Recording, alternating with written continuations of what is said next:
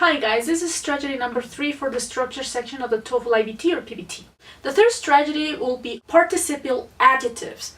Participial adjectives is a very long and deep subject in which a lot of people is not very familiar with, although they have been using participial adjectives for quite a long time. So what is a participial adjective? A participial adjective is a verb that whether it could end in the ing form, which is the present participle, or it could end in the past participle, whether in the ed form or the irregular form.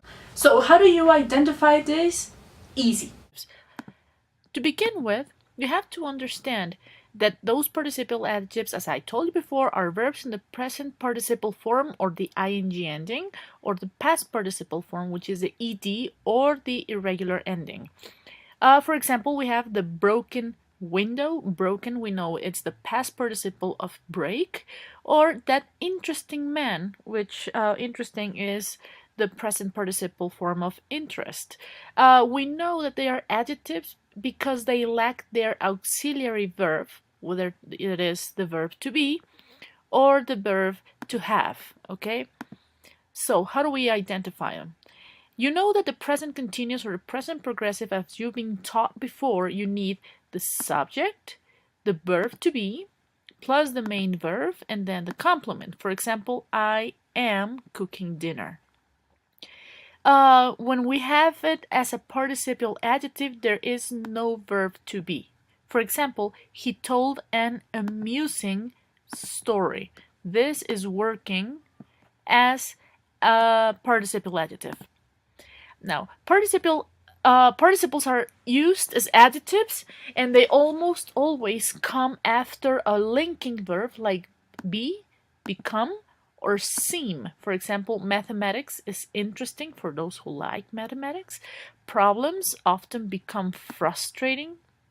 School can be tiring for young children.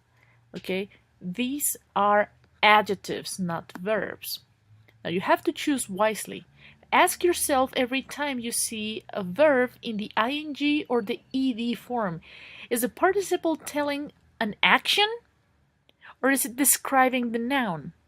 If it's telling an action, then she is reading. That's telling an action.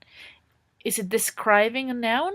Compelling story. Story is a noun and compelling would be the description. She is reading a compelling story. Here we have an example using two participles, and one functions as a verb and the other as an adjective. Or we can just say, this is exciting.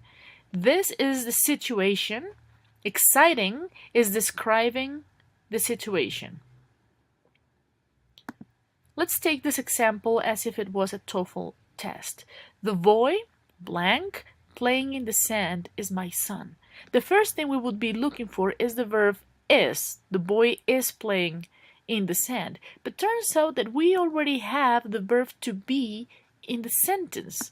As you can see, we have is my son. So this sentence is actually a simple present tense because it is only in the sand is my son. Okay, we cannot have the verb to be twice. Okay, so in this case, our correct answer would be now. The boy now playing in the sand is my son. This way we only have one subject and one verb. Okay? When it comes to the ed verbs, we know that they use the verb have to make it a perfect tense. For example, I have never cooked lobster. And we use it as a participial adjective when it comes before the noun. The cooked lobster was delicious. Okay, we are describing the noun lobster. As a side note, past participle verbs are easier to spot. Okay, she was terrified, for example. And remember that those in ed can be whether in ed or irregular form. For example, the broken toy was recycled. In this case, we're using two participial adjectives. Let's take a look at the example number 2. Blank invoices must contain the enterprise's name and address. Okay. The right choice in this case would be printed. Okay, we already have the verb contain, which is helped with the modal auxiliary must.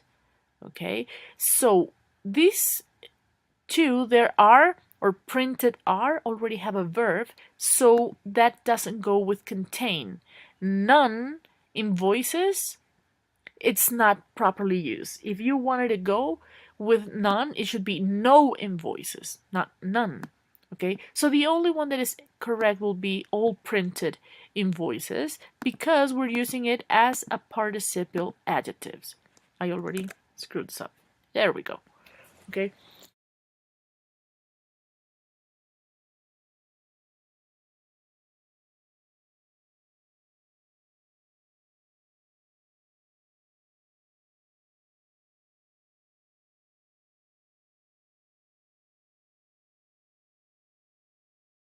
So let's say for a moment, Jake Gyllenhaal appears in my house.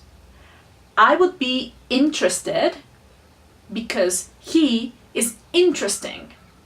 That's the difference between one and the other. In case you're a guy, then that will be dealing with Angelina Jolie. You would be interested. She would be interesting. But for a lot of you guys, I'm pretty sure she will be bored because you will be boring as hell. I recommend you investigating a lot more about this subject. I'll leave some links in the box below. They are not my sites, but those are sites that I usually use for my other students in order to investigate, to learn more about the subject, and also make some exercises. I think you will actually be doing a lot better if you do those exercises yourself. So stay tuned and let's hope for next tutorial to come out next week. Thank you and see you next time. Bye.